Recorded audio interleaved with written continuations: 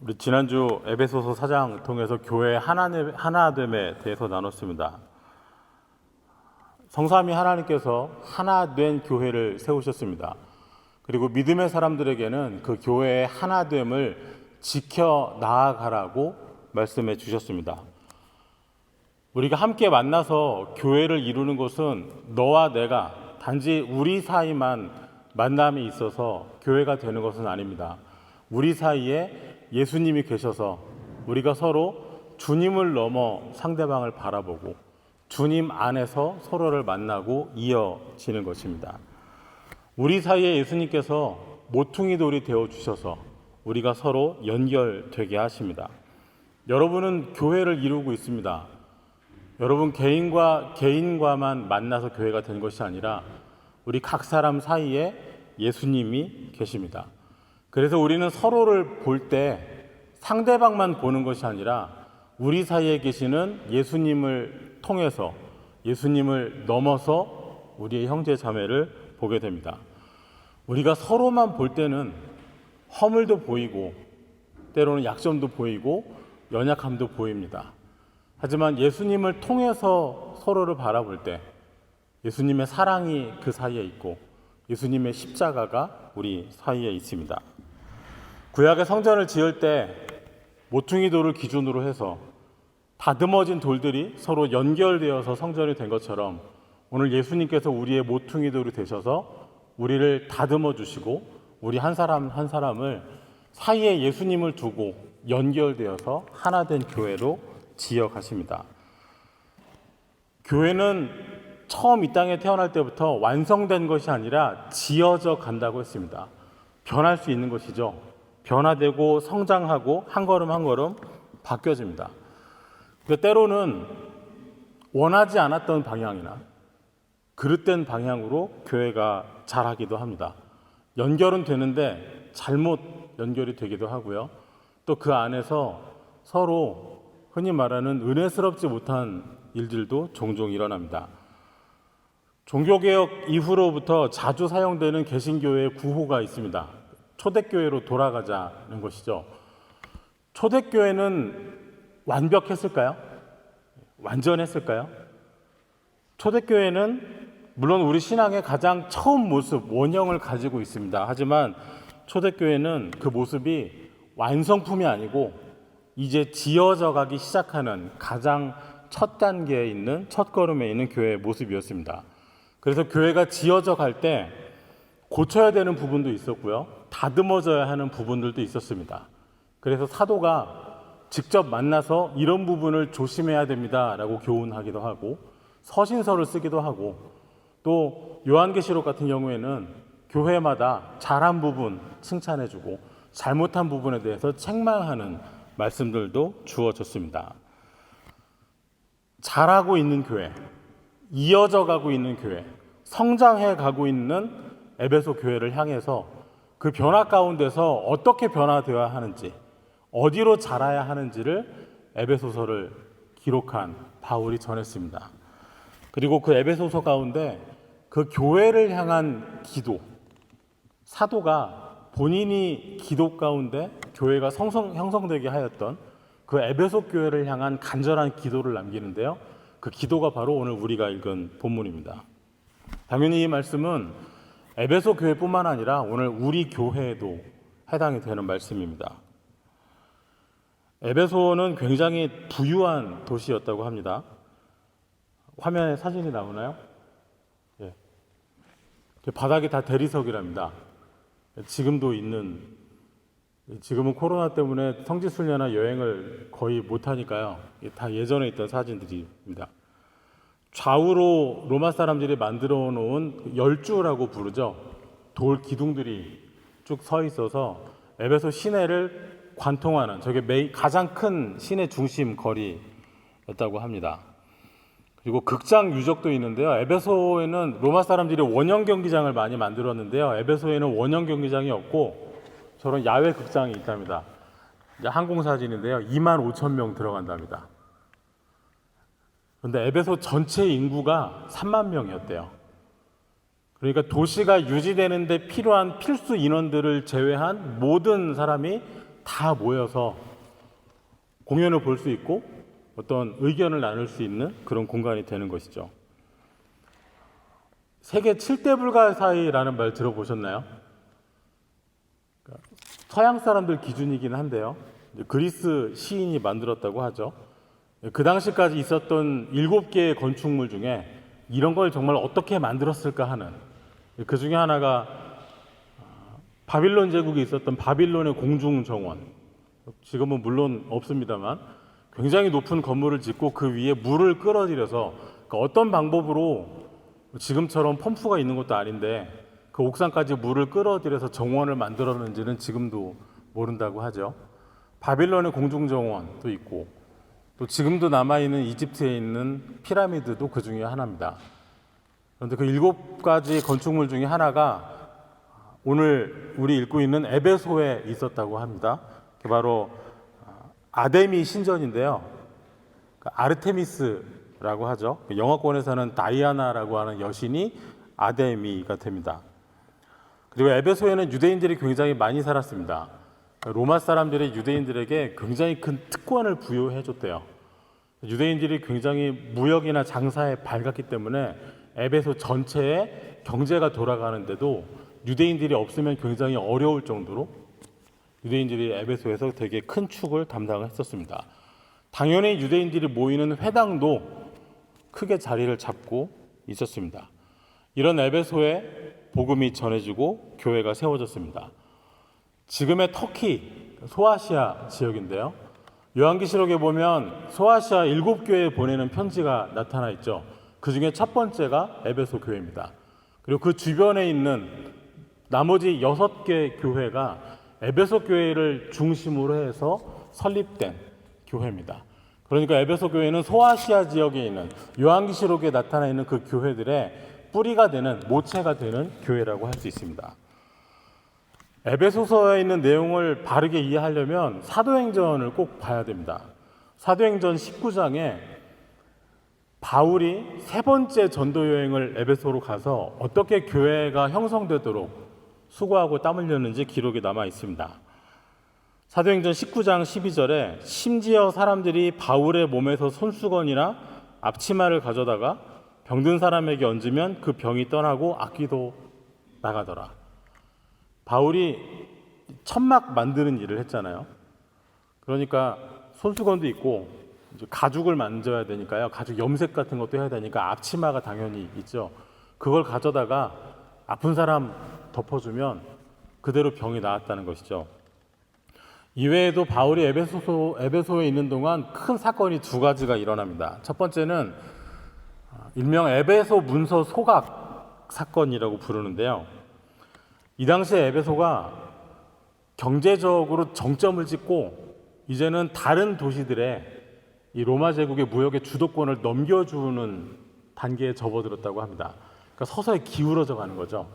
그러면서 에베소 안에 장사하고 그동안에 이익을 많이 봤던 사람들이 어딘가 매달리게 됐어요. 그 매달린 게 우상 숭배하고 미신 쪽으로 굉장히 많이 쏠렸습니다. 이 에베소 문서라고 부르는 게 있는데요. 지금 그리스 로마 그 고대 문헌을 연구하는 사람들이 아예 붙여놓은 장르가 있습니다.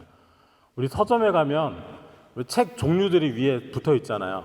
뭐 여행, 뭐 언어, 뭐 사전 이런 식으로 붙어 있잖아요. 근데 에베소 문서라고 붙어 있는 코너가 말하자면 있는 것이죠. 사도행전 19장 19절에 보시면 또 마술을 행하던 많은 사람이 그 책을 모아 가지고 와서 모든 사람 앞에서 불사르니 그 책값을 계산한 즉 은 5만이나 되더라. 은 5만이면 은화 하나가 한 드라크마거든요. 5만이면 꼭 정확한 계산은 아닌데요. 적어도 135년 정도 연봉이라고 합니다. 한 사람의 135년치 연봉의 값어치가 있는 책들을, 그 책이라고 하잖아요. 여기 그 책이 에베소 문서입니다. 그 내용이 뭐냐면 주문, 그리고 어떤 기원을 담은 기도문, 그리고 누군가를 저주하는 저주문. 예를 들어 병이 나을 때는 어떤 행위를 하고 이 주문을 외우면 병이 낫는다.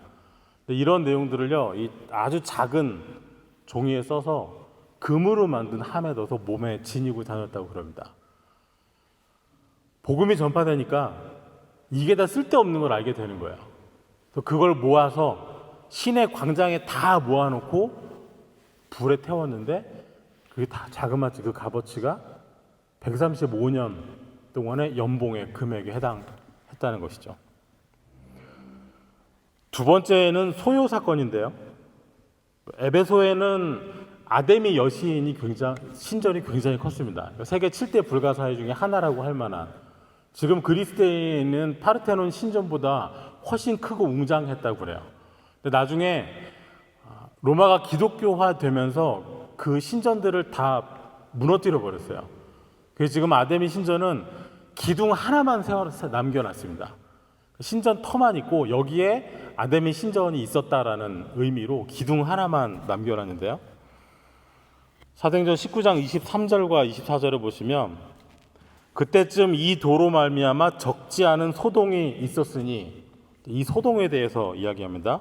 즉 데메드리오라 하는 어떤 은장색이 은으로 아데미의 신상 모형을 만들어 직공들에게 적지 않은 벌이를 하게 하더니, 우리 창세기에 보면 드라빔이라는 게 나오죠. 드라빔이 휴대할 수 있는 크기의 우상입니다. 이게 전통이 굉장히 오래됐어요.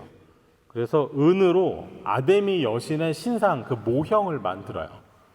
그래서 그걸 파는 거죠. 그러니까 은세공업자인 겁니다. 화면에 보시면 넘겨주세요. 왼쪽에 있는 거는 그리스 버전의 아르테미스 여신 신상입니다. 그리스 사람들은 굉장히 인간에 집중을 했잖아요. 그래서 조각상들이 다 사람 모습으로 잘 되어 있습니다. 오른쪽에 보시는 것은 에베소에서 사람들이 숭배하던 아데미 여신 신상입니다. 많이 다르죠? 왜 이렇게 바뀌었냐면 이게 종교가 혼합돼 버렸어요. 원래 에베소 사람들이 섬기던 그 우상하고 그리스 신화하고 이렇게 섞여 버렸어요. 그래서 아기 많이 낳고 출산하고 생산을 많이 하게 해주는 신으로 아데미 저 조각상이 만들어지고 숭배를 하기 시작을 했습니다. 그런데 사람들이 믿음을 갖기 시작하니까 저 신상을 안 사는 거예요. 그러니까 도시 전체의 경제 구조가 완전히 바뀌는 거죠. 은으로 5만이나 되는 값어치에 온갖 주문과 주술이 적혀 있는 그 책들이 이제는 팔리지가 않는 거예요. 그거 만드는 사람들도 생계가 곤란해지고요. 저 아데미 여신의 신상을 만들어서 파는 그 세공업자들도 이제 먹고 살 길이 막막해지는 거죠. 그래서 19장 26절에 보시면 이 바울이 에베소뿐 아니라 거의 전 아시아를 통하여 수많은 사람을 권유하여 말하되 사람의 손으로 만든 것들은 신이 아니라 하니 이는 그대들도 보고 들은 것이라. 사람의 손으로 만든 것, 저 신이 아니잖아요. 27절에 우리의 이 영업 뭐겠어요? 저거 만들어서 파는 영업이 천하여질 위험이 있을 뿐만 아니라 굉장히 고귀한 직업인 거죠. 저 당시까지는 숭배하는 신상을 만들어주는 사람이잖아요. 뿐 아니라 큰 여신 아데미의 신전도 무시당하게 되고 온 아시아와 천하가 위하는 그의 위엄도 떨어질까 하노라. 사람들을 선동했어요. 근데 이 말을 듣고 사람들이 아까 사진으로 보신 2만 5천 명 모여드는 그 연극장을 향해서 정말 미친 듯이 달려가기 시작을 합니다. 사람들이 얼마나 흥분했는지 아데미여 크도다, 아데미여 크도다, 말하자면 아데미를 찬양하는 거죠. 한 2시간씩이나 2시간을 그렇게 열정적으로 열광하면서 그렇게 구호를 외쳤어요. 근데 거기 모인 사람 중에 태반이 거기 왜 왔는지를 몰랐어요. 그냥 많은 사람들이 몰려가고 아데미여 아데미여 자기들의 신의 이름을 부르고 있으니까 안 가면 안 될 것 같잖아요. 가서 그 자리에 함께 있는 거죠. 이 모습을 본 바울이 에베소를 떠나기로 마음을 먹습니다. 이게 너무 일이 커지고 있어요. 어쨌든 에베소는 로마의 식민도시잖아요. 그런데 시민들 가운데 광장에서 뭔가를 모여서 불을 질러서 태우고 있고요. 수만 명 되는 사람들이 극장에 모여가지고 큰 집회가 일어났어요. 식민지를 다스리는 사람들 입장에서는 굉장히 안 좋은 모습들이죠. 이 상황이 계속되면 교회가 위험해질 수 있다고 생각이 든 거죠. 그래서 바울이 에베소를 떠나요. 다음에 바울이 에베소 교인들을 만난 것은 바울이 말하는 성령의 메인바되어서 예루살렘으로 향할 때, 그때 배를 타고 가는데요. 밀레도라는 항구에서 배를 타는데 그 항구가 에베소에서 50km쯤 떨어져 있답니다. 그래서 거기서 마지막으로 에베소 교회 장로들을 초대를 해서 마지막으로 얼굴을 봅니다. 마지막으로 남기는 말입니다. 사도행전 20장 28절부터 30절 말씀인데요. 이 세 절 말씀을 우리 함께 읽어보겠습니다. 20장 28절부터입니다. 여러분은 자기를 위하여 있습니까? 예. 여러분은 자기를 위하여 또는 온 양떼를 위하여 삼가라. 성령이 그들 가운데 여러분을 감독자로 삼고 하나님이 자기 피로 사신 교회를 보살피게 하셨느니라. 내가 떠난 후에 사나운 이리가 여러분에게 들어와서 그 양떼를 아끼지 아니하며 또한 여러분 중에서도 제자들을 끌어 자기를 따르게 하려고 어그러진 말을 하는 사람들이 일어날 줄을 내가 아노라. 에베소 교회 장로들을 향해서 삼가하라고요. 양떼를 위해서 삼가하라고요. 삼가하라는 말의 사전으로 이 어원을 따라가 보면 가시 울타리를 친다는 뜻이 나옵니다. 삼가하다, 조심하는 거잖아요. 성경에서 믿음의 길을 이야기할 때 좌우로 치우치지 않고 라는 말 기억하시죠? 좌우로 치우치지 않고, 이 좌우에 마치 가시 울타리가 쳐 있는 것처럼 넘어가지 않는 거죠. 조심하는 거죠. 양떼를 위해서. 내가 떠난 후에 사나운 이리가 여러분에게 들어와, 거짓 교사들을 말합니다. 그 당시에 일어나는 예수 그리스도를 믿는 복음과 그 당시에 널리 알려진 우상 숭배하는 것들을 혼합시켜버리는 거짓 교사들을 말합니다. 또 여러분 중에서도 지금 바울과 작별 인사를 하고 있는 장로들 중에서도 제자들을 끌어서 자기를 따르게 하려고 어그러진 말 하는 사람이 일어날 줄을 내가 아노라. 당신들 가운데 교인들이 당신들을 따르게 만들려고 바르지 않은 어그러진 말 하는 사람이 반드시 나올 겁니다. 이 경고의 말을 남기고 바울은 예루살렘으로 갑니다. 맡겼어요. 당부했어요.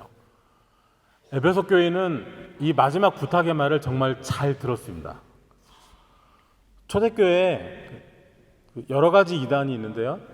니골라당이라는 게 있습니다. 요한계시록에도 나타나 있는데요. 이 사람들의 주장은 뭐냐면 믿음의 사람들이 고난을 당하잖아요. 예수 그리스도를 믿는 것 때문에 로마 사람들이 숭배하는 온갖 아데미를 비롯한 신들도 숭배하지 않고, 또 로마 황제도 또 신전이 있었거든요. 그러니까 로마 황제도 신으로 숭배하지 않는, 당연히 핍박을 받는 거죠. 근데 그 핍박을 꼭 믿음을 지키면서 핍박을 받을 것이 아니라 적당히 섞어보자는 거죠. 니골라당의 주장은.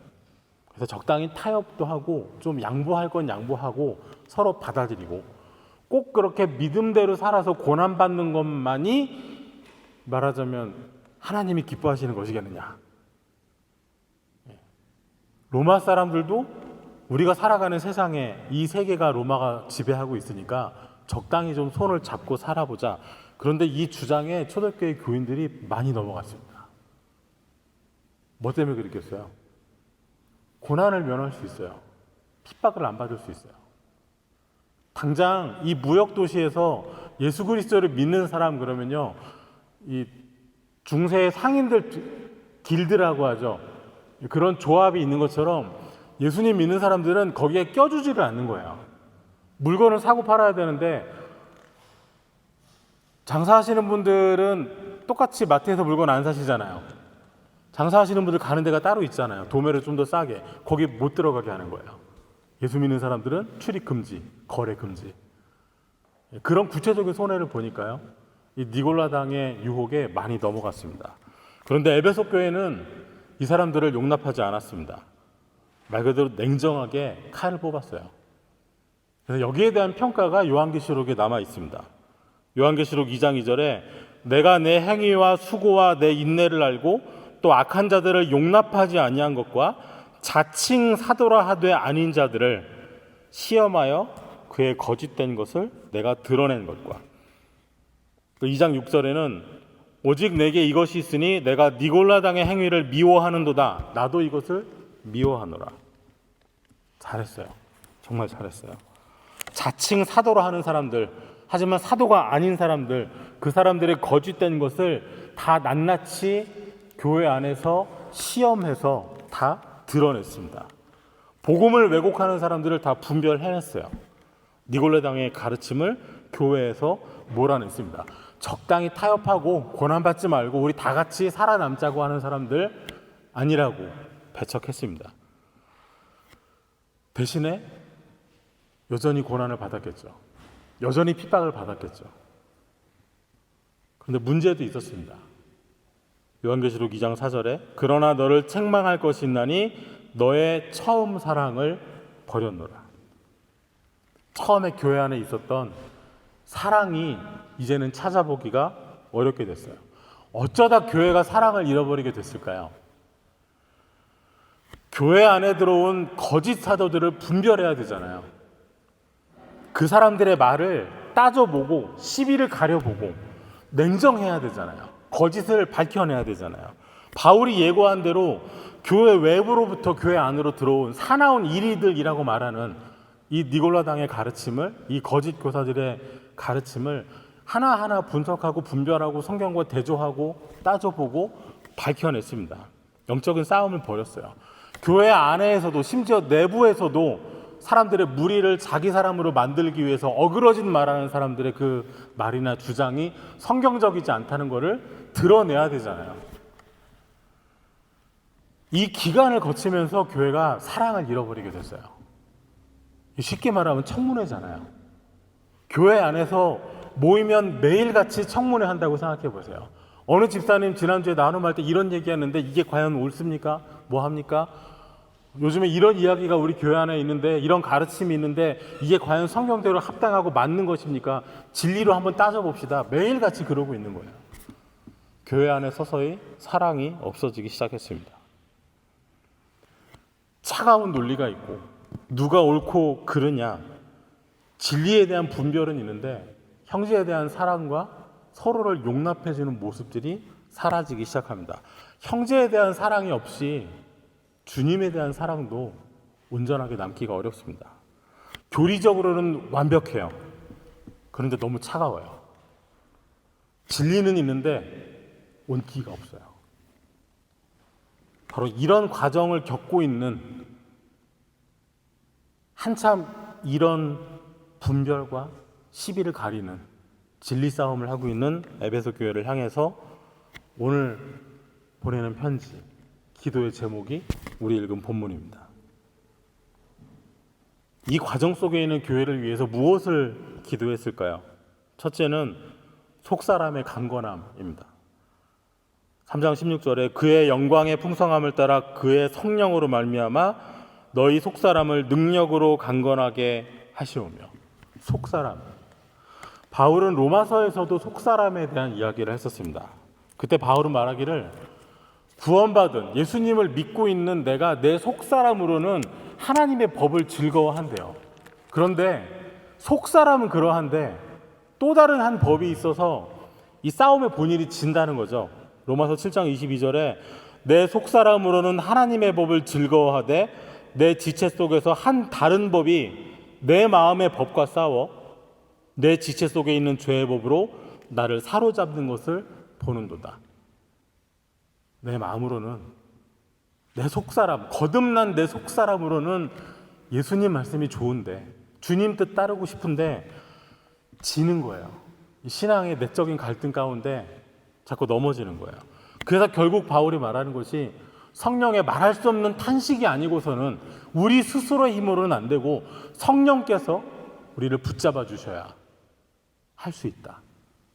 그래서 오늘 본문에서도 성령으로 말미암아 속사람이 강건해진다 하는 것이죠. 두 번째 강구는 그리스도께서 너희 마음에 계시게 하옵시고. 우리 영접한다 그러잖아요. 우리 마음속에 주님을 모시는 겁니다. 마음으로 믿고 입으로 고백하는. 사실 우리가 주님을 모실 수 있는 자리는 못 됐죠. 죄인이 하나님 앞에 설 수 없는. 구약의 성전에 나아갈 때도 죽임당할 제물을 가지고 나아가야, 죄의 삭스로 사망이 지불되어야 하나님 앞에 제사할 수 있었습니다.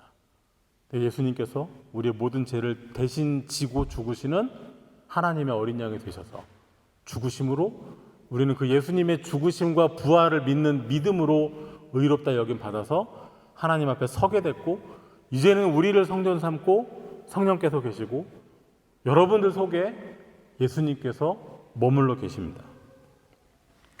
마음속에 주님이 계시면 이런 일이 일어납니다.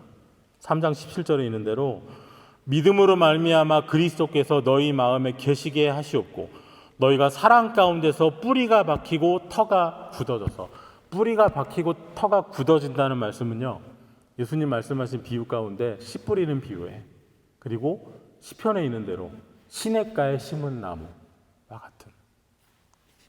또 3장 18절에 능히 모든 성도와 함께 지식에 넘치는 그리스도의 사랑을 알고 든든히 심겨질 뿐만 아니라 예수님의 사랑을 알게 됩니다. 그리고 마지막 세 번째 기도는 충만하게 하시기를 구하노라. 여러분, 충만하다는 게 뭘까요? 성령에 충만하다. 좀 자주 듣잖아요. 우리 충만하다는 개념을 흔히 양에 관한, 개수에 관한 개념으로 많이 생각을 하거든요. 물통에, 빈통에 한 방울 한 방울 물이 채워져서 이제 마지막 한 방울만 더 채워지면 넘치는 상태. 그게 양적으로 봤을 때는 그것이 충만한 겁니다. 더 담을 수 없는 상태. 하지만 오늘 본문이 말하고 있는 충만함은 주님이 안에 계심으로 말미암아서, 주님의 뜻이 안에 가득함으로 말미암아서 내 뜻보다 주님의 뜻이 먼저 되는, 굳이 말하면 이거 지배에 관한 개념입니다. 내 삶이, 나라는 이 차가 있다면 이 운전대가 내가 잡고 있느냐 주님이 잡고 계시느냐, 삶의 주도권이 어디에 있느냐, 내 안에 나의 삶을 움직이게 하는 그 동기가, 가장 큰 동력이 나에게 있느냐 주님께 있느냐, 내 속에 내 의지만 가득한 것이 아니라 주님의 뜻이 내 안에 가득 차 있는 상태. 그래서 나를 통하여 뜻이 하늘에서 이룬 것 같이 나를 통하여 땅에서도 주님의 뜻이 이루어지는 것. 이것이 오늘 본문이 말하는 충만함입니다. 바울이 에베소 교회를 위해서 기도한 것 세 가지를 정리하면요, 속사람이 성령으로 말미암아 강건해지는 것, 그리고 그리스도께서 여러분 마음에 계시는 것, 그리고 하나님의 모든 충만하신 것으로 여러분이 충만하게 되기를 바랍니다. 이 기도에 공통점들이 있습니다. 세 가지 다 바깥으로 향한 게 아니고요, 다 안을 향한 거예요. 다른 사람, 외부가 아니라 다 우리 속입니다. 겉사람이 아니라 속사람. 마음에 주님이 계시는 것이죠. 충만함이 일어나는 자리도 우리 바깥이 아니라 우리 속에서 일어나는 일입니다. 에베소 교회가 어떤 일이 있었습니까? 거짓 교사들 몰아내고 니골라당 배척해야 되고 진리를 세워야 되고 교회 안에서도 어그러진 말하는 사람들 다 분별하고 시비를 가려야 되는 그 상황 속에서 교회를 위해 기도할 때 눈에 보이는 사람들만 너무 볼 것이 아니라 여러분의 속사람이 좀 강건해지고 여러분 마음 안에 주님이 계시고 여러분의 중심이 하나님의 모든 충만하신 것으로 충만하게 되기를 바랍니다. 시선을 옮기는 거죠. 사람이 어려움을 겪으면, 힘든 일을 많이 겪으면 바뀌죠. 힘들고 어렵고 고난을 겪은 사람이 다 신앙으로 승화되면 참 좋겠습니다. 그런데 고생 많이 했다고 해서 사람이 꼭 성숙해지지는 않습니다. 오히려 고생하고 고난 받고 그러면서 사람이 더 좁아지기도 하고요. 성격이 모나게 되기도 하고요. 진짜 힘든 일들 많이 겪으면서 더 이상 나 말고 다른 사람을 신뢰하지 않게 되는, 사람 믿지 못하게 되는 그런 경우들도 있습니다. 교회도 그렇습니다. 교회도 크고 어려운 고난의 길을 겪으면서 이 자라가고 있는 상황이잖아요. 연결되고 자라가야 되는데 정말 어렵고 힘든 상황, 교회가 뿌리내리고 있는 환경이 척박해지고 조건이 안 좋아지니까요. 점점 마르게 되고 비틀어지게 되고 가시가 돋치게 되는 그런 상황들이 생깁니다. 에베소 교회가 그랬습니다. 나름 잘했습니다. 진리를 분별해냈습니다. 시비도 가렸고 교회 안에 들어온 이단들도 다 정리했습니다.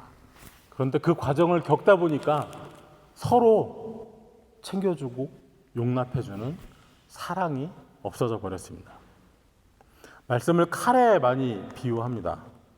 교회 안에 서로를 용납하고 품어주는 사랑은 없이 말씀에 칼든 사람만 가득하면 서로 말씀의 검을 가지고 서로 칼날을 들이대고 이래서 이렇습니다. 저래서 이렇습니다. 이러면 이렇습니다. 진리의 편에 서는 사람들이 잊으면 안 되는 것이 있습니다. 말씀의 빛을, 강한 빛을 비춰서 어두운 것들을 밝혀내고 감추인 것들을 드러내고 낱낱이 진상을 밝혀내는 밝은 빛도 좋지만 그 빛에 따뜻함이 없으면 그 빛은 사랑의 빛 아닙니다. 빛에는, 어둠을 몰아내는 빛에는 반드시 따뜻함도 함께 있어야 됩니다. 우리 교회도 많은 어려움을 겪었고 또 앞으로도 우리에게 어려움이 많이 있을 겁니다. 함께 기도해야 하는 제목들, 또 기도할 수밖에 없는 제목들도 많이 있을 겁니다. 이 일들을 겪어낸 이후에 우리는 어떻게 달라질까요? 험한 길을 가더라도 우리가 험해지지는 않았으면 좋겠습니다. 우리가 좁은 길은 가더라도 우리가 좁아지지는 않았으면 좋겠습니다. 우리 서로를 좀 축복하는 마음으로 바라봐 주실까요? 서로 마주봐 주시고 오늘도 한번 따라하면 좋겠습니다. 서로 바라보시면서 길은 험해도 마음은 험해지지 맙시다. 길은 좁아도 마음은 좁아지지 맙시다. 우리가 진리의 빛을, 말씀의 검을 소유해야 됩니다. 그리고 동시에 서로 사랑하라고 하신 이 사랑도 가져야 하겠습니다. 우리의 눈으로 다른 사람을 측량하고 재는 것, 이것만이 아니라 측량할 수 없는 하나님의 그 은혜의 너비와 길이와 높이와 깊음을 오히려 깨달아 알아야 하겠습니다. 그리고 이 모든 일들은 각자 개인에게서만 일어나는 일들이 아닙니다. 3장 18절에 있는 말씀처럼 우리 함께 읽어보겠습니다. 3장 18절 말씀. 능히 모든 성도와 함께 지식에 넘치는 그리스도의 사랑을 알고. 누구와 함께요? 모든 성도와 함께입니다. 강건한 속사람 소유하시기 바랍니다. 그리고 예수님 여러분 안에 늘 계시기 바랍니다. 그리고 우리 교회가 속사람들의 만남이 되면 좋겠습니다. 날마다 낡아져가는 겉사람들만의 만남이 아니라 성령으로 말미암아 강건해져 가는 속사람과 속사람이 만나는 교회. 마음 안에 예수님을 모신 사람들, 그리스도께서 계시는 그리스도의 영이 충만한, 우리의 생각이나 우리 뜻, 내 생각에는 이것보다 주님 생각에는, 주님 마음에는, 주님 계획에는 하나님의 뜻이 우리 안에 충만하게 채워져 있는 성도들이 모인 교회가 되기를 바랍니다. 힘들고 어려운 시간들을 지나간 이후에 흉터도 남을 수 있겠습니다. 굳은 살이 배길 수도 있겠습니다. 하지만 흉터가 있고 굳은 살이 있더라도 마음이 흉지고 심령이 굳는 것이 아니라 오히려 흉지고 굳은 살 베긴 그 손으로 서로를 품어주고 안아주고 용납해 줄 수 있는, 진리가 있는 동시에 사랑을 그대로 온전히 소유하고 있는 우리 킬 한인선교회 교회 되시기를 주 이름으로 축원합니다. 기도하겠습니다. 하나님 감사합니다. 여기 예배하는 모든 성도들이 성령으로 말미암아 속사람의 강건함을 갖게 하여 주옵소서. 주님께서 마음의 계심으로 인하여서 시냇가에 심기운 나무처럼 푸르고 열매가 맺히게 하여 주옵소서. 모든 성도가 함께 주님의 사랑을 알게 되며 측량할 수 없는 하나님의 사랑을, 하나님의 동행 가운데, 하나님의 뜻 가운데 충만히 누리게 하여 주시옵소서. 예수님 이름으로 기도하옵나이다. 아멘.